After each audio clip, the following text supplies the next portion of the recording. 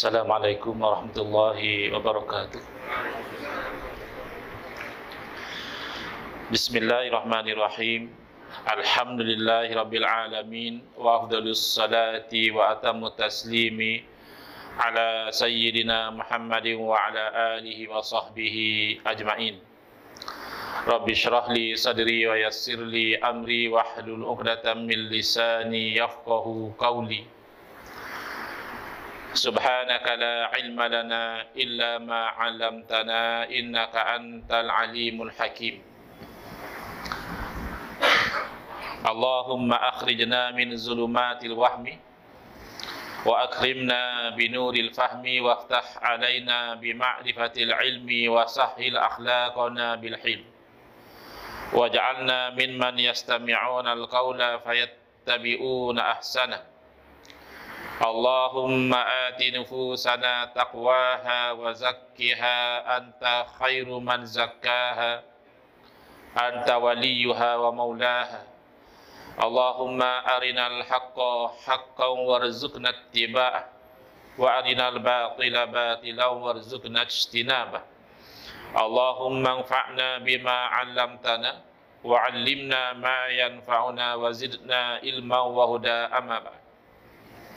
Alhamdulillah, muslimin, hadirin yang saya hormati, moga-moga kita semua dirahmati dan diberkati oleh Allah Subhanahu wa taala, khususnya kepada para alim ulama, kepada para ustaz, kepada tuan imam, tuan Bilal, pengerusi masjid ahli jawatan kuasa, pemimpin masyarakat, dan sekalian saudara-saudara seagama saya yang hadir pada majlis ilmu pada malam ini,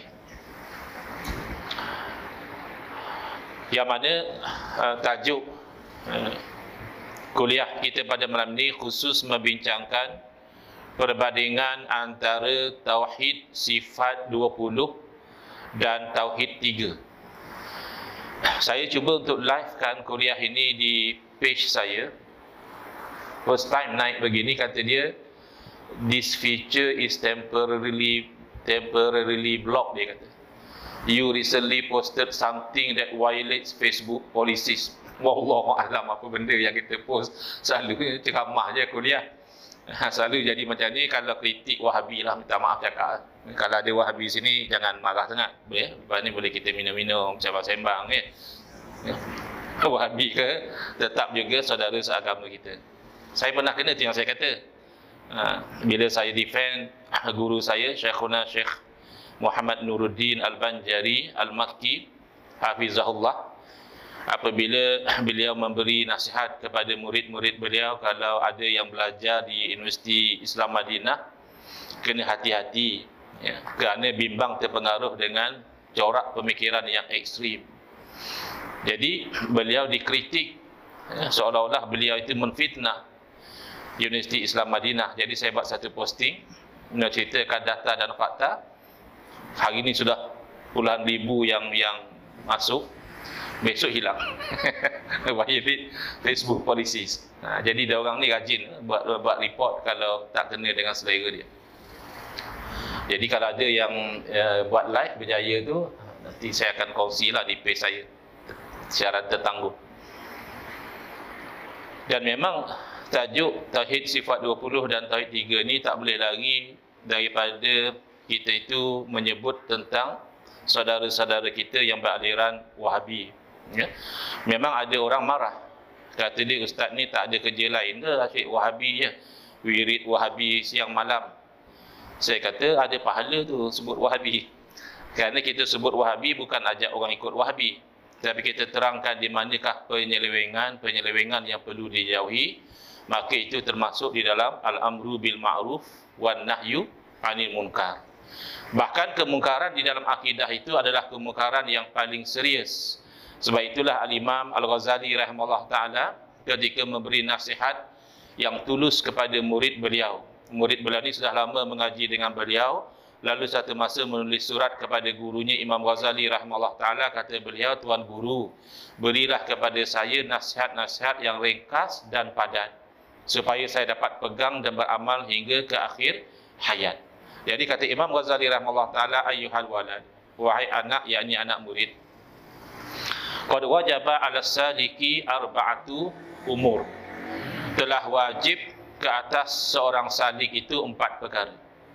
Al-amrul awwalu i'tiqadun sahihun la yakunu fihi bid'atun.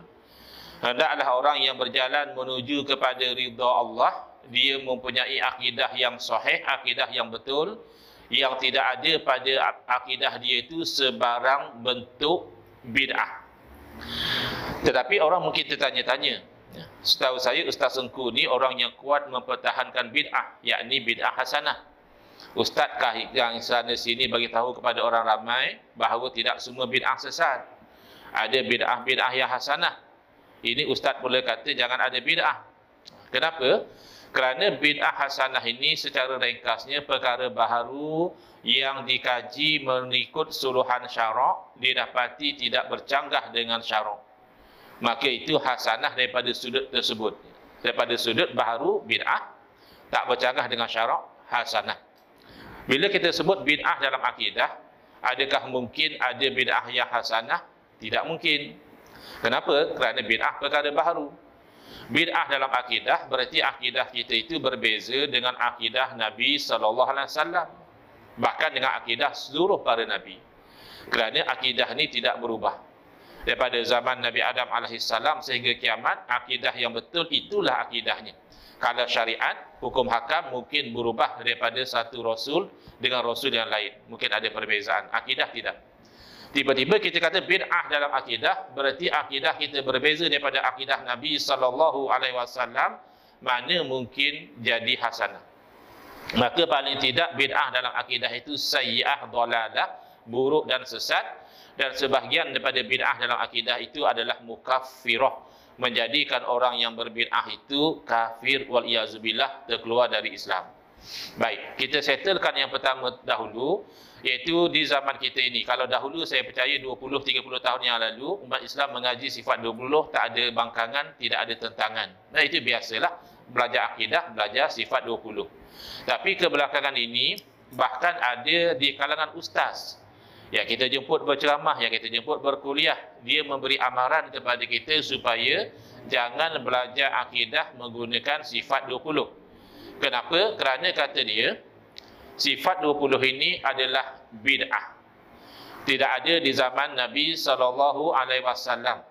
Bahkan jangankan kata tidak ada di zaman Nabi SAW, ada satu orang baru ni komen di Facebook saya, dia kata Imam Abu Hasan Al-Asy'ari rahimahullah ta'ala, ya, yang menjadi guru kepada Asy'ariyah pun tak kenal sifat 20, dia kata. Ini namanya biar bodoh asal confident. Ramai ya di Facebook yang jenis macam tu, ramai. Imam Abu Hasan Al-Asy'ari tak kenal sifat 20. Saya ceritakan, kalau bab bid'ah memang kita tidak nafikan, ya, penyusunan sifat 20 itu datang kemudian. Begitu juga yang dipertahankan oleh mereka, Tauhid 3 juga datang kemudian. Kedua-duanya adalah bid'ah. Saya pernah ditanya di hometown saya asal orang Terengganu. Saya berceramah di Kuala Terengganu maybe 3 or 4 years ago lah, beberapa tahun yang lalu. Tiba-tiba ada datang 3 keping soalan bertulis, satu dalam tulisan Rumi, satu dalam tulisan Jawi, dan satu dalam bahasa Arab. Terlintas di hati saya, mungkin kot yang tulis soalan 3-3 ni orang yang sama kot. Dia tengok ustazku ni berceramah ya, sampai ke Selangor, sampai ke Melaka, sampai ke Johor, reti ke dia baca Jawi? Dia bagi soalan dalam tulisan Jawi. Faham ke dia bahasa Arab? Jadi dia tulis soalan dalam bahasa Arab. Rupa-rupanya sangkaan saya itu betul. Bila saya balik ke rumah, masuk WhatsApp bertanya, Ustaz besok program di mana? Saya jawab, saya besok program di UNIZA, Universiti Islam, Universiti Sultan Zainal Abidin. Lalu saya kata kepada dia, jemput hadir. Cuma maaf ya, nombor ni saya belum simpan. Boleh saya tahu siapa yang WhatsApp saya ni? Dia jawab, Ustaz, saya lah orangnya yang tanya 3 soalan tadi. Dia mengaku. Tapi dia kata, Alhamdulillah, saya boleh terima jawapan Ustaz. Apa dia? Antara soalan yang ditanya, dia kata, Ustaz, tidakkah salafus soleh, yakni generasi awal umat Islam, sahabat Nabi, tabi'in, dan tabi'in menolak sifat 20? Itu soalan dia. Tidakkah salafus soleh menolak sifat 20? Maka saya jawab, mustahil. Mustahil salafus soleh menolak sifat 20. Kalau kamu kata salafus soleh tidak belajar akidah menggunakan sistem pengajian sifat 20, ya itu betul. Tetapi kalau kamu katakan salafus soleh menolak sifat 20, itu tidak akan berlaku, kerana menolak setiap satu dari sifat 20 menjadikan orang yang menolak itu kafir, terkeluar dari Islam. Tak percaya boleh tes. Jangan hanya sembang saja, tes. Ya. Yang pertama daripada sifat 20 apa dia? Wujud. Seseorang yang mengatakan tak, Allah tak wujud, kita tak pernah lihat pun Allah, kita tak pernah dengar pun suara Allah, kita tak pernah pegang pun Allah, yang macam ini mana boleh wujud? Tak jadi kafirkah orang macam ni? Jelas kafir. Etis, mulhid. Ataupun satu orang mengatakan asalnya yang katakan Tuhan ni tak ada, tapi kita ni manusia ni kita ada vibration, kata dia. If we produce good vibration, then we produce God. Ada orang berteori macam itu. Kalau kita menghasilkan getaran yang baik, maka terjadilah Tuhan. Kalau kita menghasilkan getaran yang buruk, maka terjadilah syaitan. Padahal pendapat ini sudah syaitan. Ya? Ada pula kita dulu, kemudian baru Tuhan. Kita kena bergetar dulu, baru Tuhan wujud. Kan orang yang berpandangan begini, terkeluar dari Islam. Adakah salafus soleh menolak sifat baqa'? Berarti salafus soleh berpegang Allah satu masa akan binasa? Mustahil. Adakah salafus soleh mengatakan Allah serupa seperti makhluk? Mukhalafatu ta'ala lil hawadis itu ditolak? Pasti tidak. Adakah salafus soleh mengatakan Allah juga berhajat kepada makhluk? Kalau tak ada manusia susah juga Allah. Boleh ke macam tu? Menafikan qiyamuhu ta'ala binafsihi tak mungkin. Wahdaniyah esa, adakah salafus soleh mengatakan tidak, Allah tidak esa, Allah sebenarnya banyak. Ya, ada Allah di langit, ada Allah di bumi, ada Allah di Tursina, ada Allah di langit dunia. Ya, banyak Allah ni. Tak mungkin. Adakah salafus soleh mengatakan Allah itu lemah, ataupun Allah melakukan sesuatu kerana terpaksa, ataupun Allah itu buta, ataupun Allah itu pekak, ataupun Allah itu bisu? Jadi ini orang sembang sahaja, tapi dia tidak faham apa yang dia sembang. Ini penyakit zaman sekarang. Jadi tak mungkin isi sifat 20 tidak bid'ah. Itulah yang diyakini bahkan oleh mereka sendiri. Mereka yang isi sifat 20, adakah mereka kata Allah tak wujud? Adakah mereka kata Allah ni baru wujud? Ataupun mereka mengatakan satu masa Allah tidak wujud lagi?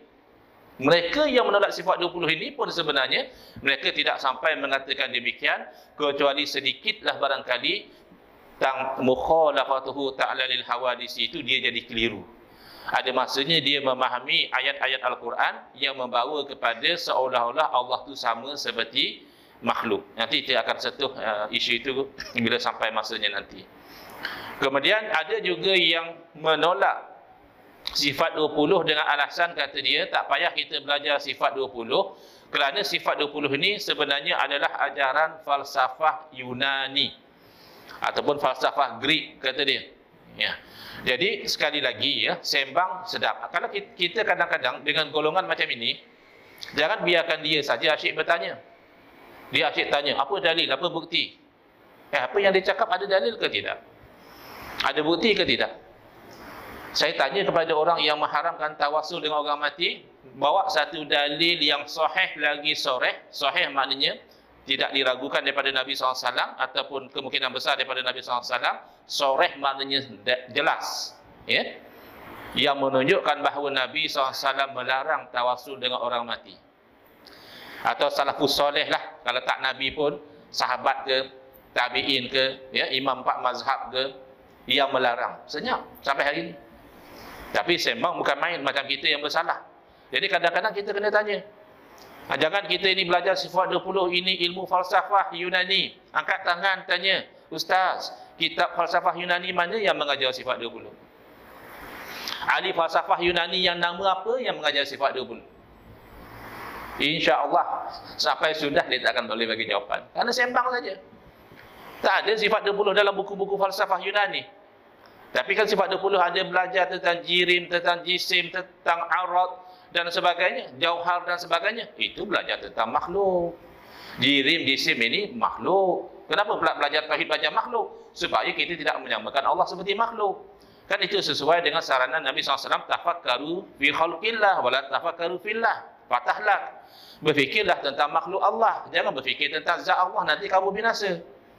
Jadi ini adalah sesuatu yang tidak mungkin. Bahkan guru saya Al-Fadhil Kiai Idrus Ramli hafizahullah, ketika beliau ditanya oleh seseorang di Johor, kata dia, Kiai, tidakkah ilmu sifat 20 ini adalah ajaran falsafah Yunani?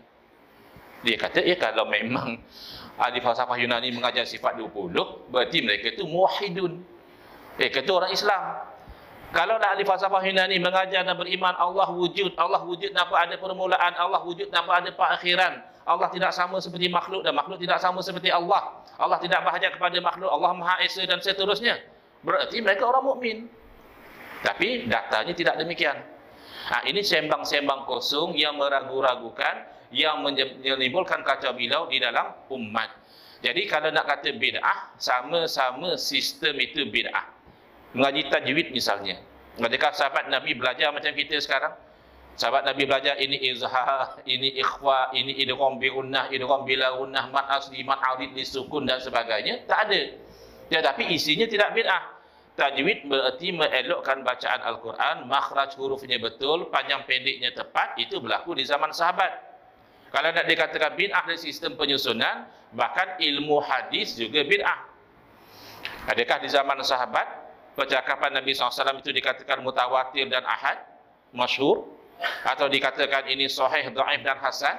Ini dikatakan munqati', mu'dhal, mursal dan sebagainya. Ini semua istilah yang bid'ah, tapi tidak menjadikan ilmu hadis itu salah. Kerana intipati ilmu hadis adalah nak memastikan apa yang dikatakan qala Rasulullah sallallahu alaihi wasallam, Nabi SAW bersabda, itu memang sabda Nabi SAW, bukan hanya salah sangka, apatah lagi kalau direka-reka oleh orang yang berbohong. Itu bukan intipati ilmu hadis. Jadi kita ketepikan soal bid'ah dari segi penyusunan, kita fokus kepada isi. Kerana isi kalau bid'ah juga problem. Sifat 20 kita telah terangkan, tidak ada daripada sifat 20 itu yang bid'ah.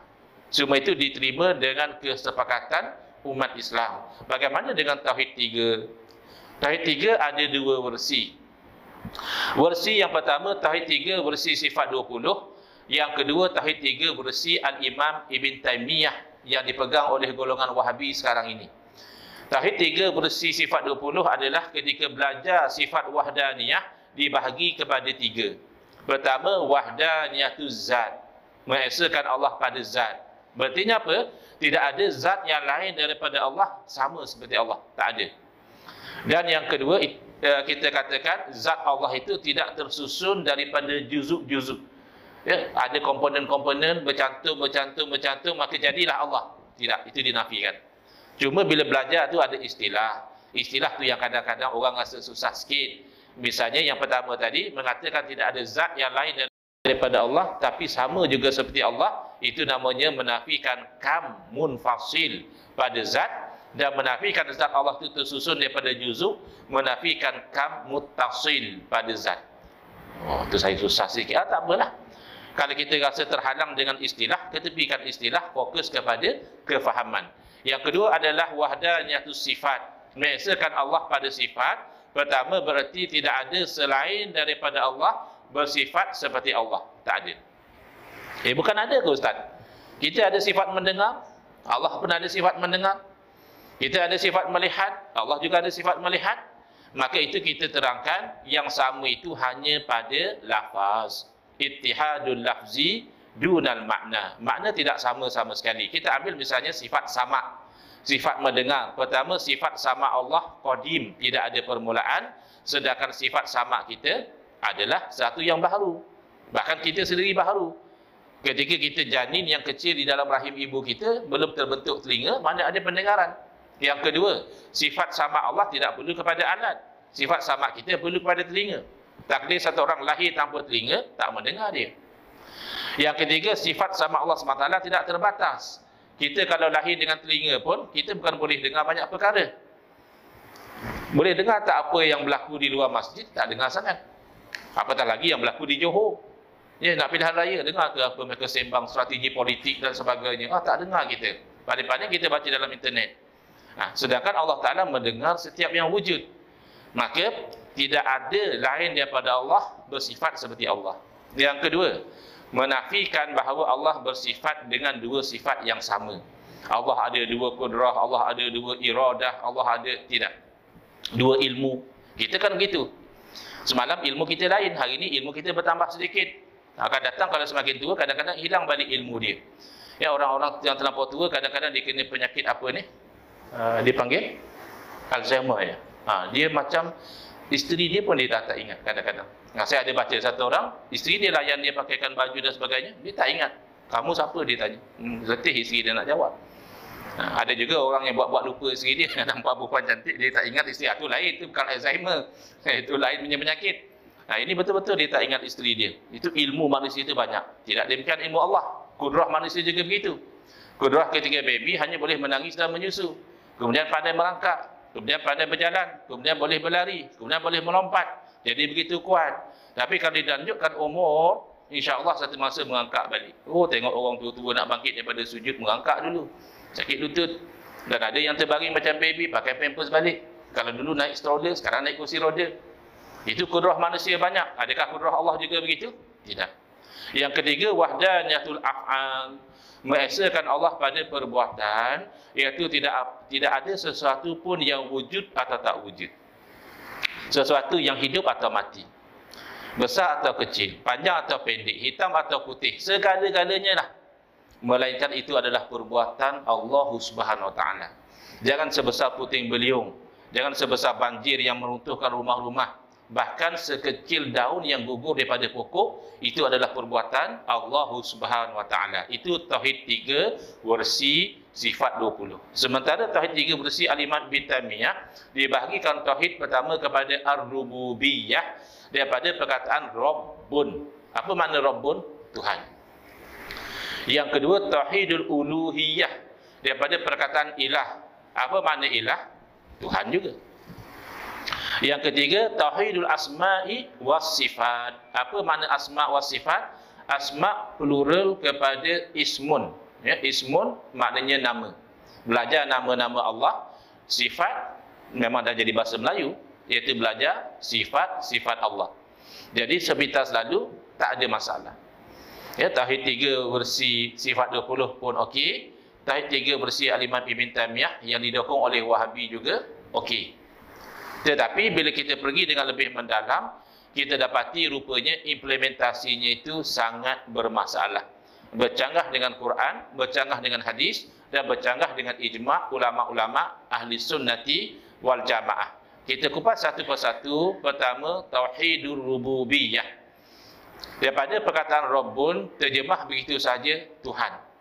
Tetapi dia membawa konotasi, membawa gambaran, iaitu Tuhan yang menciptakan, yang menghidupkan, yang mematikan, yang memberi rezeki, yang mendatangkan penyakit, yang menyembuhkan penyakit, yang memberi manfaat, yang mendatangkan mudarat. Tidak ada yang lain melainkan Allah Subhanahu Wa Taala sahaja. Kita kena tauhid begitu. Jangan kita kata misalnya yang turun hujan ya Allah, tapi yang bagi kemarau Tuhan lain. Tak boleh. Allah saja. Dan ini bagi kita betul. Tak boleh ditolak, cuma nama saja beza. Di sisi kita, kita panggil apa? Masih ingat? Wahdaniyatul af'al. Mengesakan Allah pada perbuatan. Jadi beza nama tak payah bergaduh lah. Ya, ada kadang-kadang benda-benda di Melaka lain namanya, di Terengganu lain. Di Melaka yang hitam-hitam tu, jelly tu panggil apa? Cincau ya. Cincau, orang Melaka panggil cincau. Di utara tak silap saya mereka panggil lengkung. Tapi kalau di Terengganu dia panggil belenda hitam. Tak payah bandar lah, benda sama. Kau nak panggil apa jadi benda sama. Masalah bukan pada situ. Masalah dengan tauhidur rububiyah ini adalah ketika mana Al-Imam Ibn Taimiyah dan juga golongan Wahabi mendakwa kononnya dimiliki oleh orang musyrik juga. Kalau setakat tauhid rububiyah kata mereka, orang musyrikin seperti Abu Jahal, Abu Lahab juga bertauhid, bahkan lebih bertauhid daripada orang-orang Islam yang bertawassul, beristighasah dan seumpama dengannya. Ya, ini yang kita tolak. Kerana tak mungkin orang musyrik bertauhid walaupun dengan tauhid rububiyah. Kenapa mereka jadi begitu? Kerana mereka salah faham, salah tafsir ayat Al-Quran. Ya, ingat ya, kalau ada antara kita yang tak setuju dengan golongan Wahabi, kena faham di mana mereka berbeza. Wahabi tidak tolak Quran Sunnah. Bab pegang Quran Sunnah sama macam ahli sunnah wal jamaah. Ya, jangan kita kata kamu Wahabi kamu tolak Quran hadis. Tidak. Ya, secara asas Wahabi ini berpegang dengan Quran dan Sunnah. Yang tolak Quran itu mungkin golongan Syiah. Ada Syiah yang hulu, dia mengatakan Quran kita ni tak asli, ditolak. Yang menolak hadis mungkin golongan anti hadis. Wahabi tidak. Wahabi secara asas dia ikut Quran dan Sunnah. Banyak kesilapan Wahabi berpunca dari salah faham, salah tafsir makna ayat Quran dan Sunnah. Dia bagi tahrif. Dia menyelewengkan makna Quran dan Sunnah. Baik, jadi dia salah faham firman Allah Ta'ala. Misalnya Allah berfirman, ada beberapa ayat yang seumpama ini. Wala in sa'altahum man khalaqas samawati wal arda wa sakhkhara asy-syamsa wal qamara la yaqulunna Allah. Demi sekiranya kamu tanya kepada mereka, yakni orang musyrik, man khalaqas samawati wal ard, siapa yang jadikan langit dan bumi? Wa sakhkhara asy-syamsa wal qamar, siapa yang pusingkan matahari dan bulan? La yaqulunna Allah, nescaya orang musyrik akan jawab Allah. Jadi kata mereka, itulah bukti, itulah dalil daripada ayat Al-Quran bahawa orang musyrik juga bertauhid. Sebab kalau kita tanya dia siapa cipta langit bumi, dia tak kata berhala, dia kata Allah. Cuma dia syirik dari segi uluhiyah.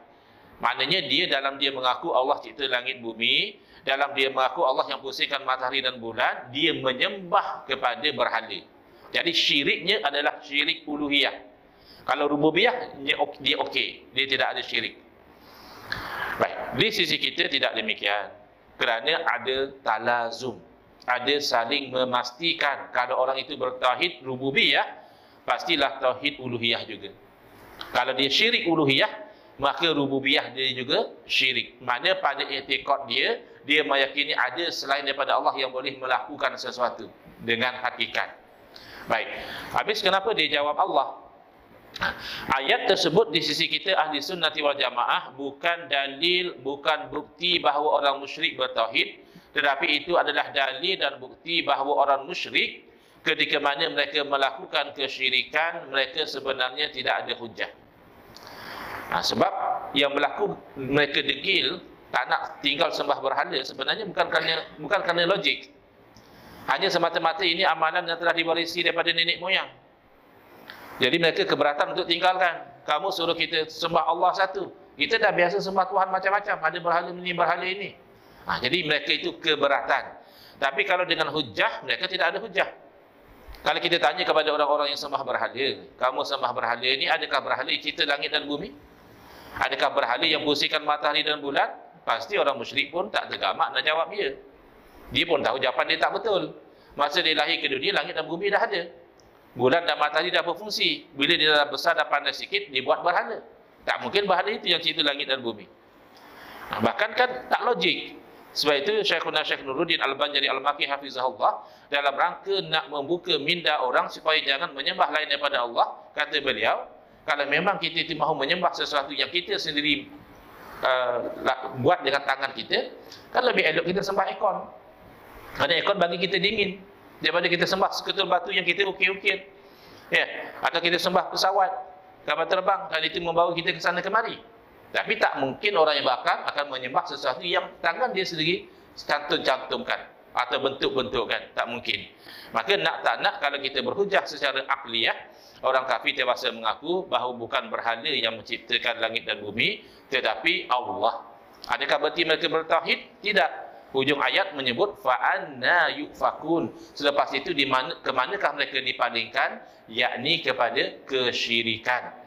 Dan bukti bahawa orang-orang musyrik meyakini bahawa berhala itu boleh mendatangkan sesuatu kebaikan ataupun sesuatu keburukan dalam surah Hud.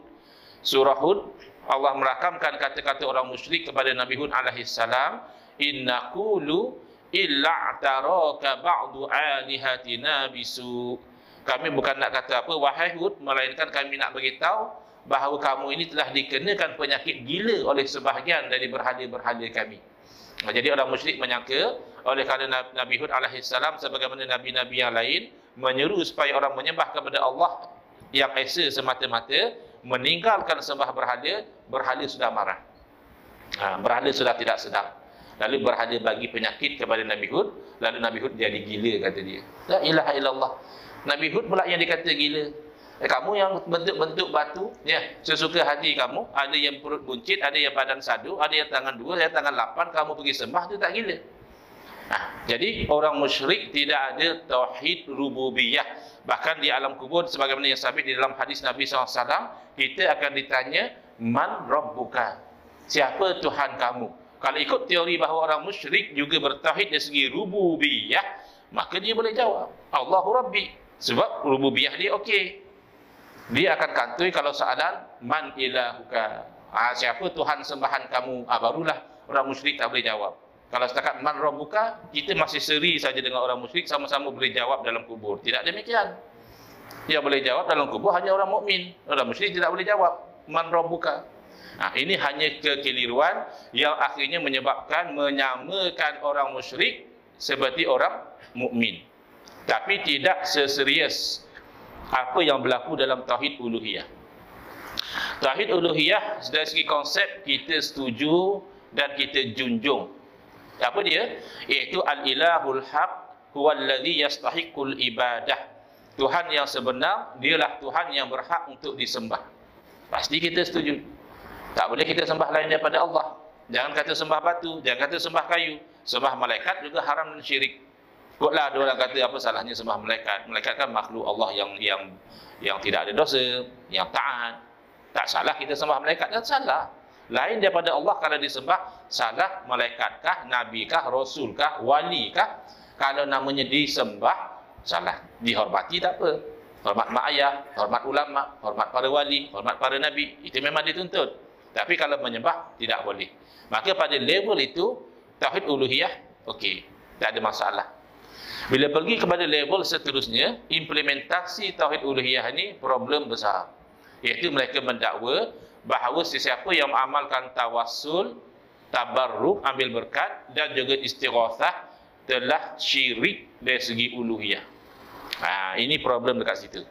Maka kita perincikan satu persatu 3 perkara ini, walaupun sebenarnya ketiga-tiganya adalah satu bentuk tawassul. Mana tajuk besar ni sebenarnya tawassul. Sebab tabarruk juga satu jenis tawassul, menjadikan sesuatu sebagai wasilah untuk dapat kebaikan. Istighatsah juga, minta tolong juga satu bentuk tawassul, menjadikan makhluk sebagai wasilah untuk dapat kebaikan. Jadi tajuk besar adalah tawassul sebenarnya. Tapi kita perincikan pertama tawassul dahulu. Tawassul ini daripada perkataan bahasa Arab, tawassala yatawassalu tawassulan. Makna mengambil sesuatu sebagai wasilah untuk sampai kepada sesuatu yang lain. Wasilah makna jalan.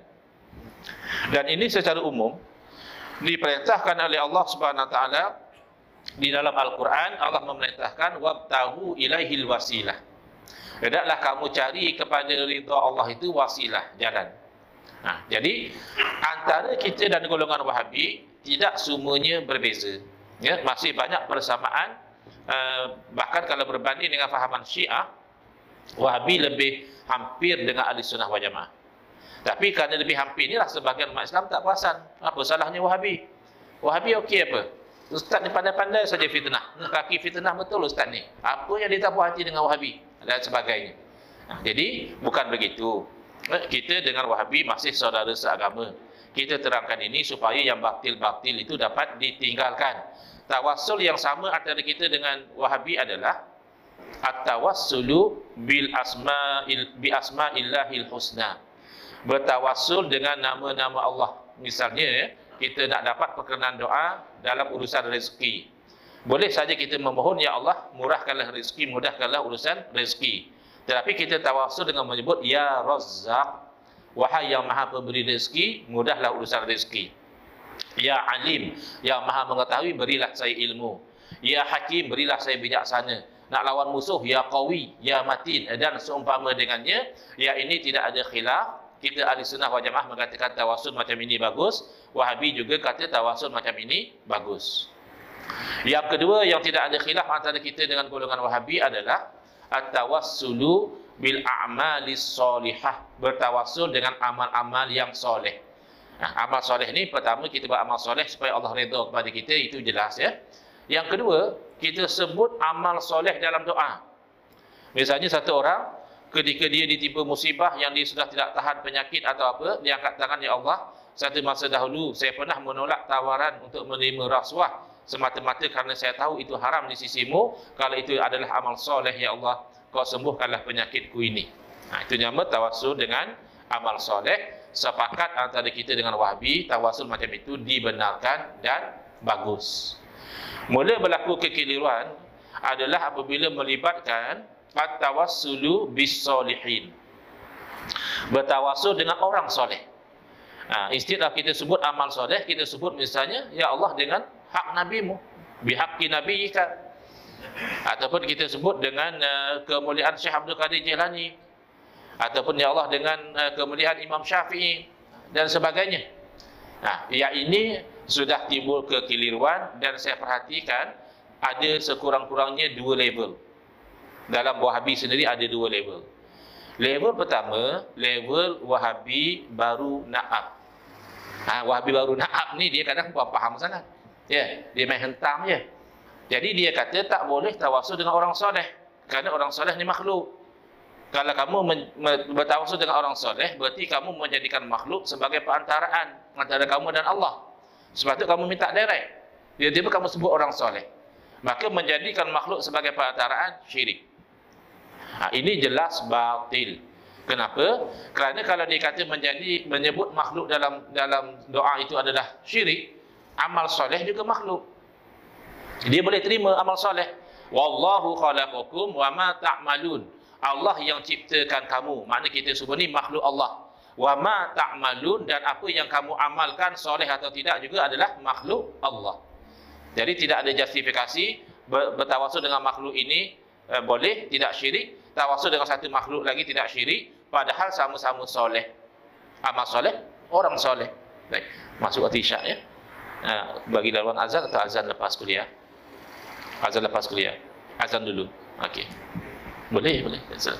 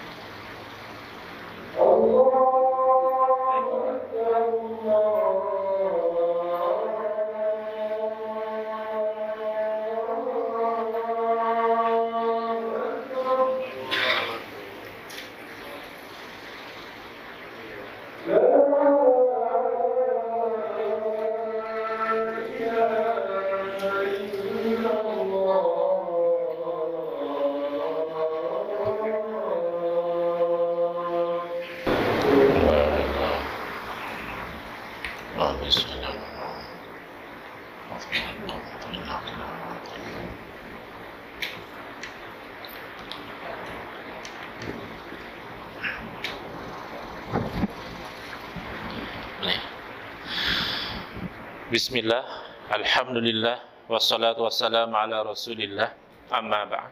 Baik, kita sambung lagi perbincangan kita tentang tawassul dengan orang soleh, yang mana ada sebahagian Wahabi yang saya percaya mungkin kurang mengaji, kurang terdedah kepada ilmu.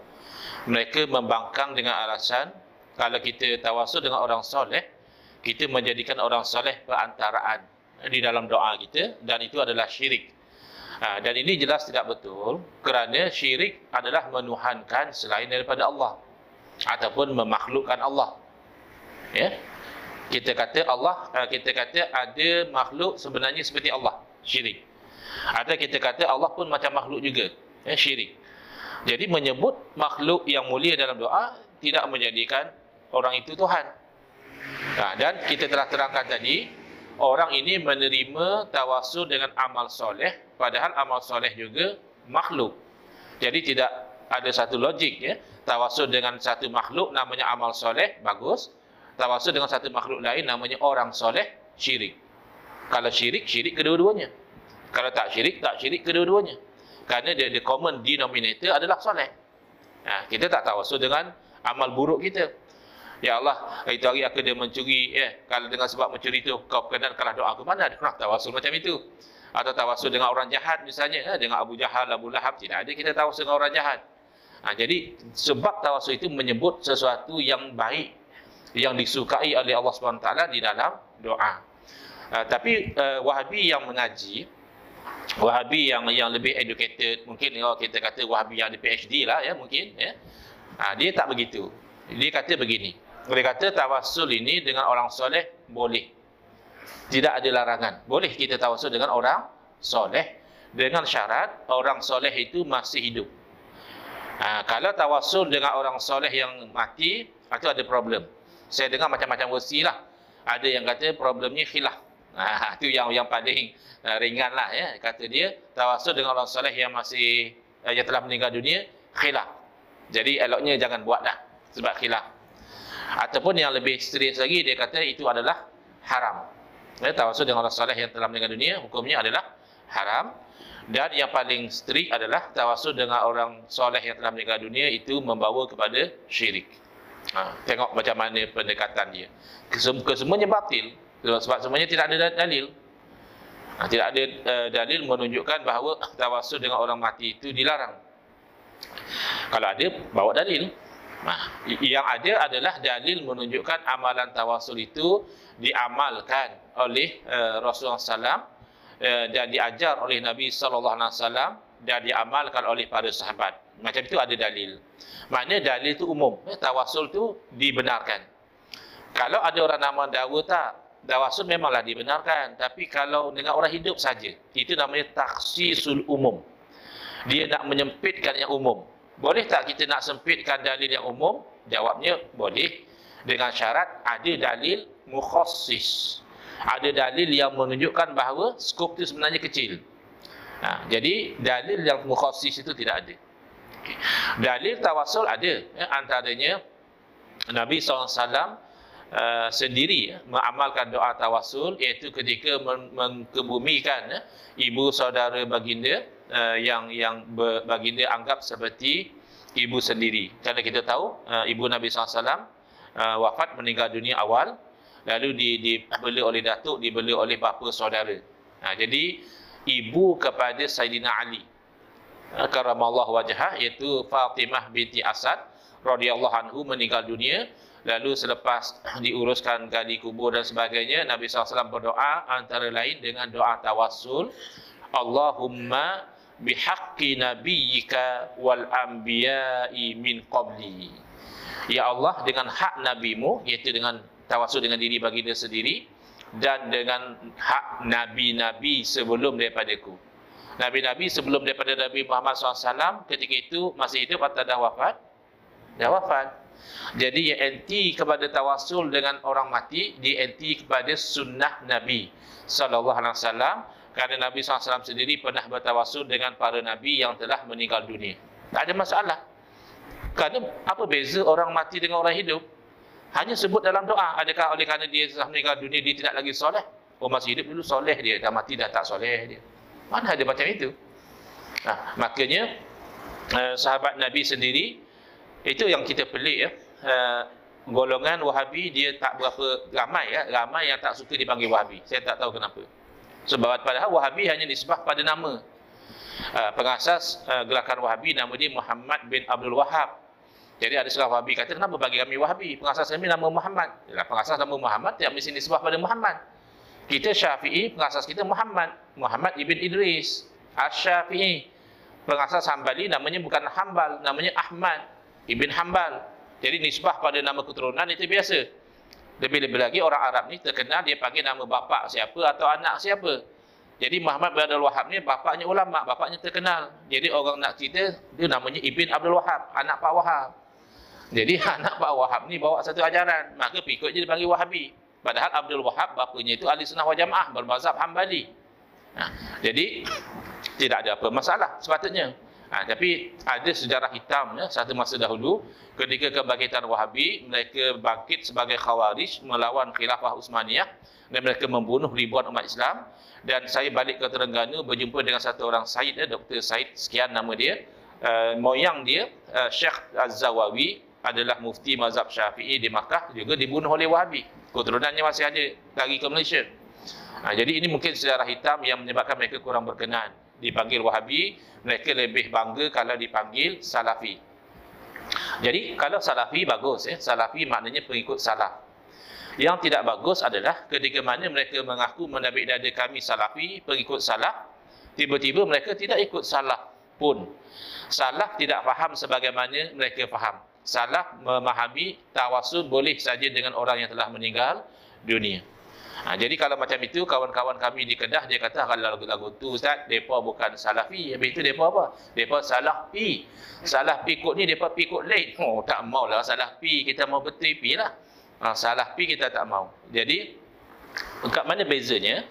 Yang paling salaf antara salaf adalah sahabat Nabi. Seorang sahabat bernama Utsman bin Hunayf radhiyallahu anhu ketika diadukan oleh seorang lelaki. Lelaki ni ada hajat nak jumpa dengan khalifah ketika itu Utsman bin Affan radhiyallahu taala anhu, tapi asyik-asyik tak jadi. Sebab Utsman sibuk, tak ada masa nak tengok urusan dia. Lalu dia mengadu. Jadi kata Utsman bin Hunayf radhiyallahu anhu, kamu baca doa ini. Dia ajar doa tawassul. Lalu lelaki itu baca. Tak lama dia pergi ke tempat Sayyidina Utsman, elok pula pembantu penjaga pintu Sayyidina Utsman tu pimpin tangan dia masuk ke dalam, suruh dia duduk satu tikar dengan Sayyidina Utsman. Sayyidina Utsman tanya, kamu ada hajat apa? Dia pun cerita hajat dia. Sayyidina Utsman pun tunaikan hajat dia dan siap pesan lagi. Akan datang kalau ada apa-apa hajat, datanglah jumpa saya bagi tahu. Wah, senang pula kali ni. Jadi kata dia mesti Utsman bin Hunayf dah ada sembang dengan khalifah ni. Kan orang kalau ada kabel kan mudah. Tak ada kabel tu yang selalu tak jadi. Jadi dah kabel dengan Utsman bin Hunayf jadi mudah. Jadi dia jumpa dengan Utsman bin Hunayf radhiyallahu anhu, dia kata jazakallahu khaira. Moga-moga Allah beri balasan baik kerana kamu tolong bercakap dengan khalifah. Jadi jawab Utsman bin Hunayf radhiyallahu anhu, demi Allah, saya tak ada bercakap apa pun dengan Utsman bin Affan. Tapi doa yang saya ajar kepada kamu itu, satu masa dahulu ketika kami duduk dengan Nabi SAW, masuk satu orang buta. Lalu orang buta ni nak supaya disembuhkan mata dia. Jadi Nabi SAW mencadangkan, kamu sabarkan lebih baik. Dia kata, saya masalahnya tak ada orang nak pimpin saya, susah ya Rasulullah. Kalau begitu, kata Nabi SAW, kamu pergi ke tempat wudu, berwudu, solat 2 rakaat dan berdoa dengan doa ini. Allahumma inni as'aluka, ya Allah, aku memohon kepadamu. Ini doa biasa. Jadi kadang-kadang Wahabi kata, apa sibuk-sibuk nak doa tawasul? Doa biasa kan boleh? Betul, doa biasa boleh. Kita tak nafikan. Yang kita marah, kamu haramkan benda yang Nabi ajar. Doa tawasul pun Nabi ajar juga. Okey. Wa atawajjahu ilaika binabiyyika Muhammadin nabiyyi rahmah, dan kami bertawajuh menghadap kepadamu dengan Nabimu Muhammad, Nabi Rahmat. Ini namanya tawassul. Doa kepada Allah sebut nama Nabi. Bahkan Nabi SAW ajar, boleh seru kepada Nabi SAW. Tapi bukan seru sebagai Tuhan, seru sebagai Nabi. Ya Muhammad, inni atawajjahu bika ila Rabbi fi hajati lituqda. Wahai Muhammad, aku bertawajuh menghadap denganmu kepada Tuhanku pada hajatku, moga-moga diperkenankan. Maka kata Utsman bin Hunayf radhiyallahu anhu, tak lama lepas tu kami nampak lelaki itu masuk seolah-olah dia tak pernah buta. Jadi sahabat Nabi faham doa tawassul boleh amal lepas Nabi wafat. Sebab tu dia ajar, sebab tu disuruh kita amalkan. Sekarang ni nak ikut kefahaman sahabat Nabi ke nak ikut kefahaman Wahabi? Ikut sahabat Nabi lah selamat. Daripada ikut Wahabi. Ya tak? Jadi di sini kekeliruan Wahabi di mana puncanya dia kata adalah dalil dia sebenarnya bukan dalil. Adalah satu masa ketika Sayyidina Umar radhiyallahu anhu menjadi khalifah, berlaku kemarau yang teruk. Lalu Sayyidina Umar melakukan solat istisqa. Ya, istisqa maknanya minta hujan. Di Malaysia jaranglah kita buat istisqa, ya, yang ada pun dah berlebih-lebih sampai banjir, sampai hanyut rumah, ya. Tapi di negara Arab biasa hujan tak turun lama, istisqa. Lalu dalam istisqa itu antara lain Sayyidina Umar radhiyallahu anhu berdoa yang bermaksud, ya Allah, dahulu kami bertawassul dengan Rasul-Mu, Engkau beri hujan kepada kami. Sekarang kami bertawassul dengan bapa saudara kepada Rasul-Mu, tolonglah beri hujan kepada kami. Tak lama kemudian Allah kurniakan hujan. Jadi Wahabi gagal faham. Dia kata, itulah bukti tak boleh tawassul dengan orang mati. Kalau boleh tawassul dengan orang yang telah meninggal dunia, kenapalah Sayyidina Umar bertawassul dengan Al-Abbas yang masih hidup? Patut tawassullah dengan Nabi SAW direct. Itu kan bukan dalil, itu kefahaman kamu. Tidak ada dalam kejadian Sayyidina Umar mengatakan oleh kerana Nabi dah wafat maka saya terpaksa tawassul dengan orang hidup. Tak ada. Kamu yang faham begitu. Sedangkan difahami oleh ahli sunnati wal jamaah, pertama itu dalil boleh bertawassul dengan selain daripada Nabi SAW. Kotlah ada orang ada waham, yang kita boleh tawassul ni hanya Nabi seorang saja. Bila Sayyidina Umar bertawassul dengan Al-Abbas, sudah jelas lain daripada Nabi juga boleh bertawassul. Dan yang kedua menunjukkan kedudukan yang mulia yang dipunyai oleh Nabi SAW, sehingga kan orang yang mulia di sisi Nabi pun boleh kita bertawassul dengan dia. Itu sabit dalam kalam Sayyidina Umar sendiri. Sayyidina Umar setelah istisqa dapat hujan, berceramah kepada orang ramai, kata dia, dahulu ketika Nabi SAW masih hidup, Nabi memandang kepada Al-Abbas sebagaimana seorang anak memandang kepada bapanya. Maka hendaklah kamu mengikut contoh dengan Nabi, muliakan Al-Abbas, bertawassul dengan Al-Abbas. Bukan kerana Nabi SAW dah wafat. Ini kegagalan fahamnya Wahabi yang mana bercanggah dengan fahaman sahabat Nabi. Sahabat Nabi relax saja, ajar orang amal doa tawassul lepas Nabi wafat kerana sahabat faham. Tawassul itu adalah kerana mulianya Nabi. Adakah kemuliaan Nabi terhenti bila Nabi wafat? Jelas tidak. Nabi SAW mulia daripada awal ketika hidup dan bahkan ketika telah wafat Nabi tetap mulia di sisi Allah Subhanahu Wa Taala. Jadi bab tawassul selesai. Kuliah kita sampai pukul berapa? Cadang-cadangnya. Nak ada soalan ke? Turun habis tutup terus. Elok juga buka soalan. Mana tahu ada Wahabi datang. Dia nak tanya soalan. Tapi jangan pula yang soal kata Wahabi. Ya. Baik. Saya cuba timing supaya kita tak berhenti terlampau lewat sangat, ya. Boleh. Baik. Kemudian yang kedua adalah tabarruk. Tabarruk dahulu ketika saya berinteraksi dalam Facebook tentang isu tabarruk, saya didatangi oleh netizen-netizen yang mengatakan bahawa apa nak tabarruk? Ini kan kita ambil kebaikan direct daripada Allah. Ini nak ambil berkat daripada rambut lah, daripada baju lah, daripada selimut lah. Ini kan semua makhluk. Tetapi selepas itu saya perhatikan yang terpelajar di kalangan mereka taklah ke tahap mensyirikkan tabarruk dengan asar Nabi, tidak.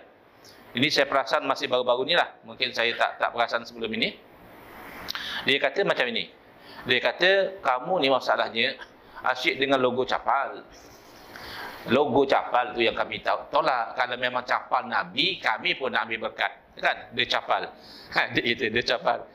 Tapi jangan bimbang, dek. Wahabi bukan pandai sangat. Dia akan kata kat adik, apa letak capal atas kepala. Cakap kat dia, ini logo capal. Bukan capal. Ya, kepiah yang ada masjid, logo masjid, bukan orang tu letak masjid atas kepala. Letak kepiah juga, tapi ada logo masjid. Oh, Wahabi ni kan pelik.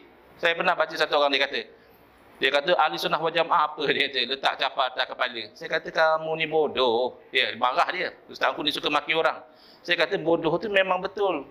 Wahabi memang bodoh. Dalam hadis Nabi SAW, Nabi beritahu sufahaul ahlam, akan datang satu masa satu kaum yang bodoh cara berfikir dia. Yang ada tu bukan capal. Kalau capal letak atas kepala, kita pun marah. Kita bertegur dik, tu slipper tu dik, capal tu slipper. Pakai di kaki, jangan letak di kepala. Jadi betapa bodohnya mereka, tidak boleh beza capal dengan logo capal. Jadi kata dia, kami komplain ni sebab logo capal. Kalau capal Nabi confirm, kami pun ambil berkat. Mana rupanya di sisi mereka pun tidak ada anti sangat kepada tabarruk. Wallahu alam sama ada dia cakap betul-betul, tapi itu yang saya pernah dengar. Dan memang dalil tabarruk jelas ketika Nabi SAW berwudu, air wudu Nabi SAW ditadah oleh para sahabat, dia sapu di muka dan di badan mereka. Yang terlambat nampak ada kesan air di badan kawan dia, masih ambil lagi sapu, dan Nabi tidak larang. Kalau tabarruk haram atau syirik, mesti Nabi larang. Bahkan Nabi SAW sendiri mengindikasikan boleh tabarruk ketika mana bagi dia tahallul daripada haji atau umrah, bagi dia minta supaya rambut bagi dia dibahagi-bahagikan kepada sahabat. Apa faedah rambut dibahagikan kalau tidak tabarruk? Dan sahabat Nabi Khalid bin Al-Walid radhiyallahu anhu, panglima perang, memang faham rambut untuk tabarruk, untuk ambil berkat. Lalu diletak 3 helai rambut Nabi SAW dalam kain serban dia. Dia kan panglima perang. Lalu dia cerita kepada orang ramai, semenjak daripada saya letak 3 helai rambut Nabi SAW dalam kain serban saya, senantiasa Allah beri kemenangan kepada saya dalam peperangan. Yang bagi kemenangan rambut atau Allah? Allah. Habis letak rambut, dia dah menyambit berkat. Bahkan Nabi Yaqub alaihissalam, seorang Rasul, ketika diuji dengan masalah mata, ambil berkat daripada baju seorang Rasul yang lain, iaitu anak kandil beliau sendiri, Nabi Yusuf alaihissalam, diusap di mukanya, sembuh daripada penyakit mata. Yang menyembuhkan baju atau Allah? Allah wasyafi. Allah yang menyembuhkan. Wa idza maridtu fa huwa yashfin. Bila aku sakit maka dia Allah yang menyembuhkan. Habis usap baju di muka, itu namanya tabarruk. Ambil berkat. Tapi ialah baju Rasul lah. Kalau baju kita diusap kan buta hamba Allah kan. Elok sakit mata buta terus. Ya, sebab kita tak ada berkat. Baik. Jadi selesai. Yang ketiga adalah istighasah, meminta tolong. Ini yang paling serius. Saya tak tahu kalau di Melaka macam mana. Dengar-dengar yang Melaka nak pegang ahli sunnah wal jamaah, alhamdulillah. Asy'ariyah Maturidiyah, ya. Tolak Syiah, tolak Wahabi dan lain-lain, alhamdulillah. Dan maknanya orang yang nak mengajar di masjid kena ambil tauliah. Kalau Syiah jangan luluskan. Kalau Wahabi jangan luluskan. Maka ada sebahagian daripada mereka taqiyah. Bila nak dapat tauliah, dia jawab skema ikut macam orang interview nak macam mana. Macam mana pandangan ustaz dengan baca Yasin malam Jumaat? Bagi dia bid'ah, sebab tak ada dalil kata dia. Tapi oleh kerana dapat tauliah, bagus kata dia baca Yasin, apa salahnya baca Quran kan? Oh, kalau baca hari-hari pun bagus. Itu namanya taqiyah. Tetapi insya-Allah bab istighasah saya belum jumpa Wahabi yang taqiyah. Kalau istighasah tertentu bagi dia syirik akbar. Dia akan jawab syirik yang besar. Mukhrijun anil millah, yang menyebabkan kau terkeluar dari Islam jadi kafir, halal darah. Baik. Istighasah ini kita ambil yang sepakat dulu ya. Saya suka ambil pendekatan, kita cari yang sepakat dulu. Kat mana common ground kita dengan Wahabi, iaitu al-istighasatu billah. Minta tolong dengan Allah, kita kata bagus, Wahabi pun kata bagus. Bahkan minta tolong dengan Allah tu hakikat. Kan orang-orang sufi, orang-orang tasawuf, dia kalau boleh apa pun dia nak tengok dalam hati dia, semuanya daripada Allah. Kalau boleh. Kita yang bukan ahli sufi ni, kita nampak itu, nampak ini, ya. Jadi hakikat memang pertolongan daripada Allah sesuai dengan sabda Nabi SAW, idza sta'anta fasta'in billah. Bila kamu minta tolong, minta tolong dengan Allah. Yang itu tidak ada khilaf. Masih sepakat kita dengan Wahabi, minta tolong dengan makhluk terbahagi dua. Ada yang boleh, tidak syirik, ada yang haram dan syirik. Ahli sunnah kata macam itu, Wahabi juga kata sama. Mula berbeza adalah nak menentukan mana yang boleh dan mana yang syirik. Baik, di sisi kita ahli sunnati wal jamaah meminta tolong kepada makhluk, baik yang masih hidup di alam dunia maupun yang telah mati berpindah ke alam ruh, ke alam barzakh, kedua-duanya adalah haram dan syirik sekiranya dilakukan dengan i'tiqad, keyakinan bahawa yang menolong adalah makhluk bukan Allah. Ketika itu tak boleh, walaupun makhluk itu masih hidup, syirik. Ambil contoh yang ekstrim sikit lah, misalnya Satu orang dah sakit 5 tahun. Dah 5 tahun tak sembuh-sembuh, lalu kawan dia cadangkan, cuba kamu pergi dengan satu doktor di Melaka ni, katanya dah ramai orang sembuh. Dia pun pergi berubat dengan doktor, tak sampai seminggu, sembuh. Jadi kawan dia ziarah, kata, oh Alhamdulillah, syukur pada Allah, ya? Allah dah bagi sembuh penyakit kamu. Dia kata, bila masa Allah bagi sembuh, 5 tahun saya sakit, minta doa dengan Allah, tak pernah sembuh pun. Baru tak sampai seminggu, saya berubat dengan doktor, sembuh. Doktor yang bagi saya sembuh, bukan Allah. Ketika itu syirik, walaupun doktor itu masih hidup. Kerana iktikad dia, memang doktor itu yang menolong, menyembuhkan penyakit dia, bukan Allah. Baik. Di sisi Wahabi, tidak. Di sisi Wahabi, minta tolong dengan makhluk yang masih hidup, yang itu tidak mengapa. Ya, dengan doktor, dengan bomba, dengan polis, dengan menteri, boleh minta tolong. Janji masih hidup. Minta tolong dengan orang mati, haram, syirik, jadi kafir. Jadi orang yang kata, madad ya Rasulullah, pertolonganmu wahai Rasulullah, kafir, musyrik. Yang mengatakan misalnya, arisna, ya, tolonglah kami wahai Rasulullah, memang musyrik di sisi dia. Yang ni saya belum jumpa Wahabi yang taqiyah. Pasti dia kata syirik. Dan ini keliru. Sebab syirik sebagaimana kita terangkan adalah menuhankan selain daripada Allah. Kalau minta tolong dengan orang mati adalah menuhankan orang mati, berarti minta tolong dengan orang hidup adalah menuhankan orang hidup. Adakah menuhankan orang hidup boleh? Tak boleh juga. Maka minta tolong bukan menuhankan. Jadi bila kita bawa dalil, dia akan pertikaikan bahawa dalil ini dinilai sahih oleh Imam Ibn Hajar Asqalani. Dan dia merabal, dia kata ni orang ni tak dikenali siapa. Tak penting dikenali tak dikenali. Yang penting orang ini pergi kepada kubur Nabi SAW. Sebahagian perawi mengatakan ini sahabat Nabi Bilal ibn Al-Haris Al-Muzani radhiyallahu anhu. Sebahagian riwayat kata lelaki saja. Kita assume lah bukan sahabat Nabi. Dah lelaki mana, ya, orang Islam pergi ke kubur Nabi SAW di musim kemarau, lalu dia istighasah dengan Nabi, ya Rasulullah istasqi li ummati. Nabi dah wafat, Nabi dah meninggal dunia. Dia masih bercakap dengan Nabi, wahai Rasulullah, tolonglah minta hujan buat umatmu. Jadi dia minta tolong dengan Nabi ketika Nabi dah wafat. Kalau kata Wahabi, ini wasilatun ila syirki, ini jadi jalan kepada syirik. Siapa yang kata? Syekh bin Bas buat ta'liq dalam kitab Fathul Bari. Bila Imam Ibn Hajar Asqalani bawa riwayat itu, dia kata ini bawa pada syirik. Tapi Sayyidina Umar tak kata gitu. Dalam kejadian itu, orang itu bila dah bercakap macam itu, dia tertidur di sisi makam. Lalu dalam tidur dia bermimpi. Dalam satu riwayat mengatakan Nabi SAW, dalam riwayat mengatakan seorang lelaki, tak penting, menyampaikan salam kepada Sayyidina Umar dan berpesan pada Sayyidina Umar. Lelaki ini berjumpa dengan Sayyidina Umar, sampaikan apa yang dipesan. Sayyidina Umar mengatakan, saya tidak akan cuai apa yang dipesan tadi. Tak ada pun Sayyidina Umar kata, kenapa kamu tak tolong Nabi? Nabi dah mati, syirik tu. Siapa yang lebih faham akidah? Wahabi ke Sayyidina Umar? Jelas Sayyidina Umar. Kita tinggal ke akidah sahabat, pergi pada akidah Wahabi. Jadi kayu ukur minta tolong dengan makhluk bukan hidup atau mati. Tadi kita dah buktikan, ya. Walaupun Nabi SAW dah wafat, sahabat tidak bangkang kalau masih boleh minta tolong dengan Nabi. Tapi kita yakin kalau dari segi hakikat, masa Nabi hidup pun Nabi tak boleh buat apa-apa. Kalau hakikat lah, nak cakap kan orang semua cakap, oh itu cerita hakikat ni. Inilah hakikat dia.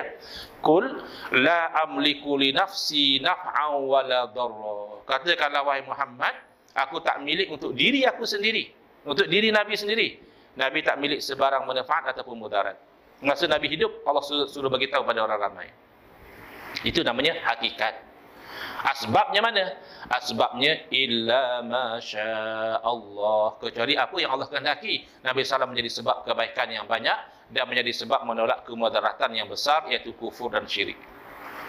Situ Wahabi gagal faham. Hakikat dan asbab, Wahabi blur. Makan Panadol tak syirik. Tapi kalau tak istighasah, syirik. Yang dikata makan Panadol tak apa Ustaz, pada ada kajian sains. La ilaha illallah. Apa dia kajian sains? Kajian sains itu hanya pemerhatian cause and effect saja, sebab dan musabab saja, bukan hakikat taksir itu daripada Panadol, tidak. Jadi kalau dia faham ayat Al-Quran, wa ma ramaita id ramaita walakinallaha rama, bukanlah kamu melontar ketika kamu melontar. Macam mana tu? Bukan kamu melontar ketika kamu melontar. Mana satu yang betul? Dua-dua betul ayat Quran.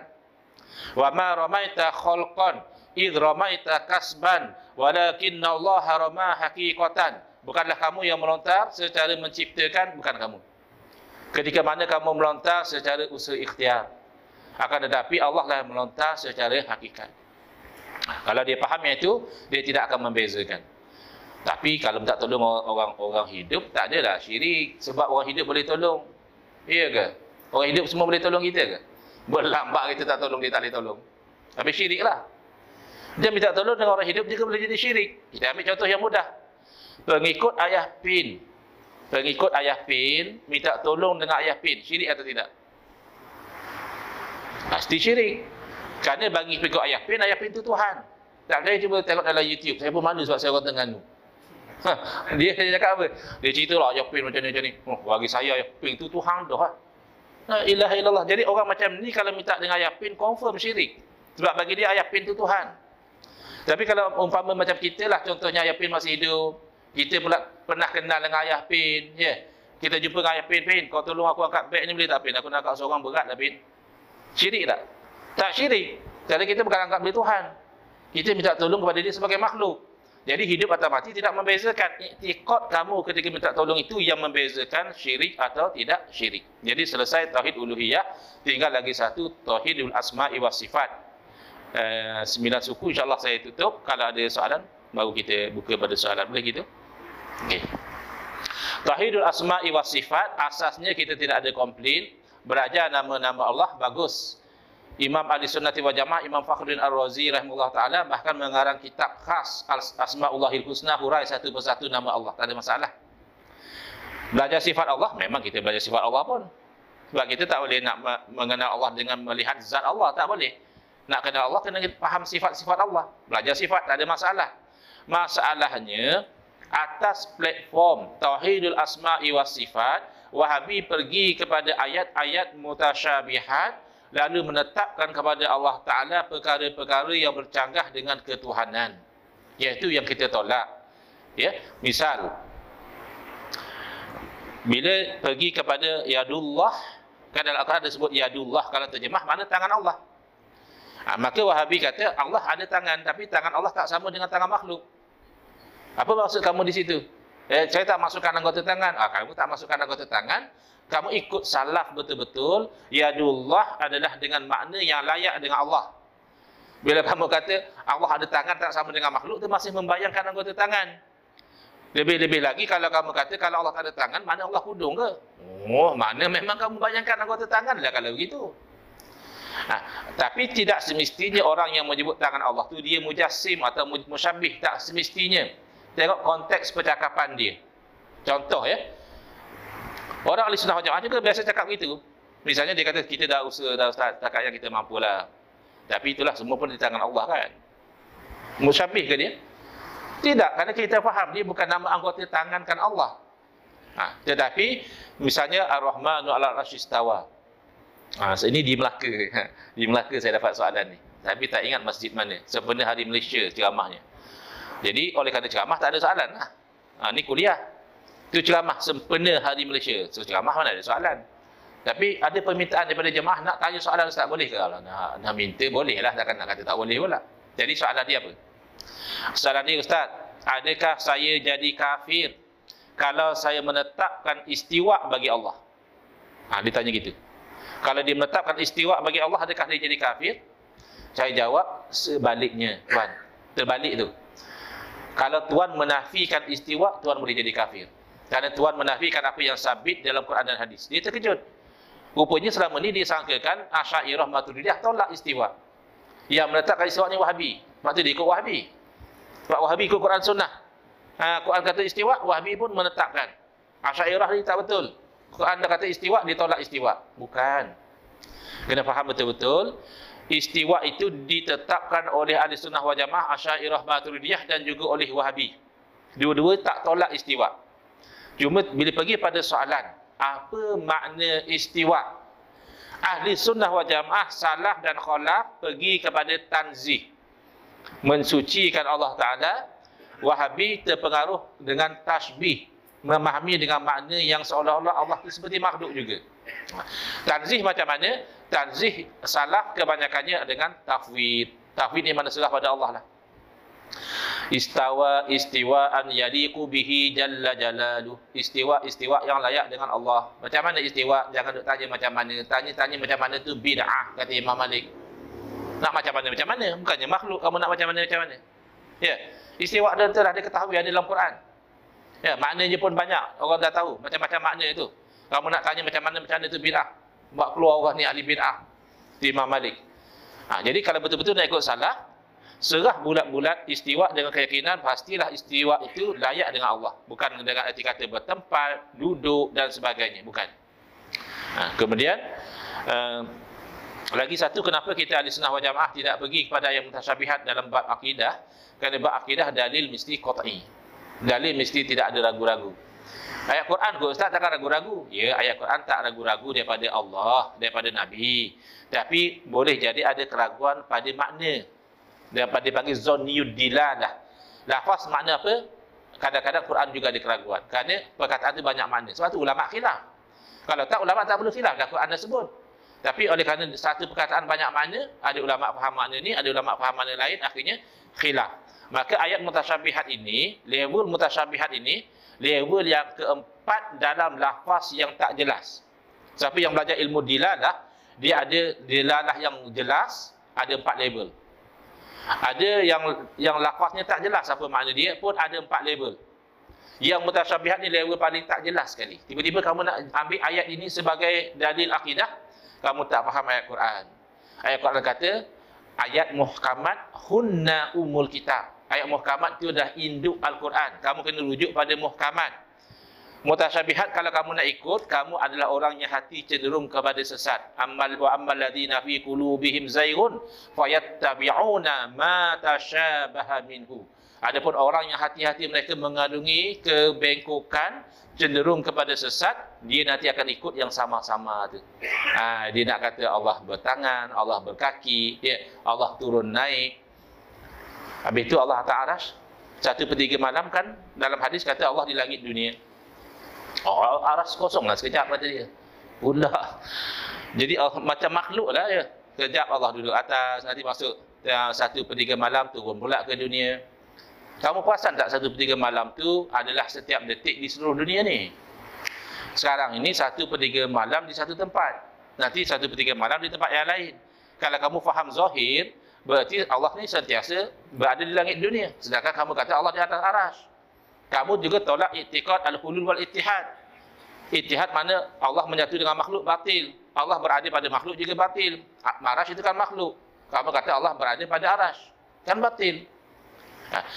Jadi kalau dikata saya tak nak takwil dengan makna tak nak tafsir, bagus. Jangan tafsir. Beriman ini ayat Quran, tafsir serah pada Allah, itu bagus. Tapi kalau tak nak takwil, tak nak alih kepada makna yang tidak menyamakan Allah dengan makhluk, itu bercanggah dengan uslub Al-Quran sendiri dan hadis. Dalam Al-Quran misalnya Allah berfirman, nasullaha fanasiyahum. Mereka lupa akan Allah, lalu Allah lupa akan mereka. Boleh tak kita kata Allah pun bersifat lupa, tapi lupa yang layak dengan Allah? Lah, lupa tu dah tak layak dengan Allah. Kalau kita ambil contoh yang ekstrim, Allah juga beranak, tapi beranak yang layak dengan Allah. Tak ada beranak yang layak dengan Allah. Beranak tu tak layak dengan Tuhan. Dalam hadis kursi, Nabi SAW bersabda bahawa Allah berfirman, ya benar Adam, maritu falam ta'udni. Wahai anak Adam, satu masa dahulu aku sakit, kamu tak datang menziarah aku. Itu macam mana Tuhan sakit? Jadi anak Adam tanya, macam mana aku nak ziarah kamu, sedangkan kamu Tuhan sekian alam?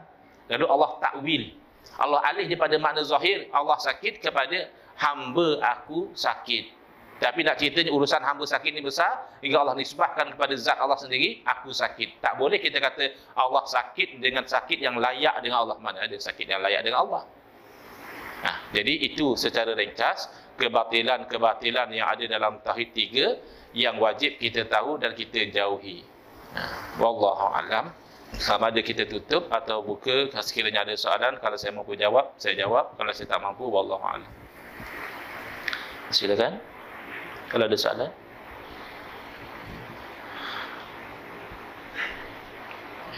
Baik. Kalau tak ada, saya ucapkan terima kasih atas perhatian. Saya mohon maaf tak salah dan kesilapan. Hadza Wabillahi taufiq wal hidayah. Wassalamualaikum warahmatullahi wabarakatuh. Bismillahirrahmanirrahim. Alhamdulillahirabbil alamin. Wassalatu wassalamu ala sayidina Muhammadin wa ala alihi wa sahbihi ajma'in. Allahumma shrah sudurana wa ahsin akhlaqana wa azim ujurana wa nawwir qulubana bi nuri hidayatika kama natarda bi nuri syamsika abadan abada bi rahmatika ya arhamar rahimin. Walhamdulillahirabbil alamin. Amin ya rabbal alamin wal afu minkum.